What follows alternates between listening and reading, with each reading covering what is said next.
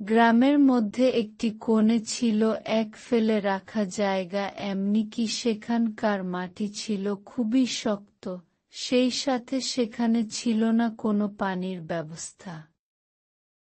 মারিয়াম সেখানে একটি ছোট্ট সূর্যমুখী বীজ রোপণ করল, যা দেখে সবাই তাকে বলল যে এখানে তো তেমন কিছুই হয় না। কিন্তু মারিয়াম হাল ছাড়েনি, সে প্রতিদিন সকাল এবং বিকাল বেলা সঠিক সময়ে রোপণ করা বীজের মধ্যে পানি দিত, এমনকি বীজের গোড়ায় ছায়া দেওয়ার ব্যবস্থা করত, সেই সাথে গুনগুন করে গান গাইত।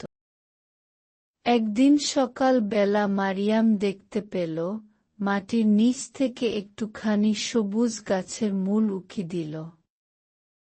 মারিয়াম তা দেখে আনন্দে দৌড়ে গিয়ে দাদিকে ডাক দিল এবং দাদিকে বলল যে দেখো, বীজটা জেগে উঠেছে।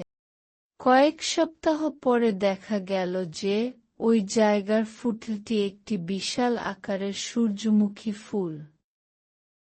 পুরো গ্রামবাসী দেখে অবাক হয়ে গেল, এ কি, এই জায়গাতে তো তেমন কিছুই হয় না, এটা কি করে সম্ভব, এখানে যে এমন সৌন্দর্য লুকিয়ে ছিল তা তো আমরা জানতাম না। মারিয়াম সেই সূর্যমুখীর বীজ গ্রামের মধ্যে সবার কাছে ছড়িয়ে দিল। পরের বছর পুরো গ্রামের মধ্যে ফুলের হাসি ফুটল, যা কিনা সব কিছুই মারিয়ামের ভালোবাসার জন্য হয়েছিল।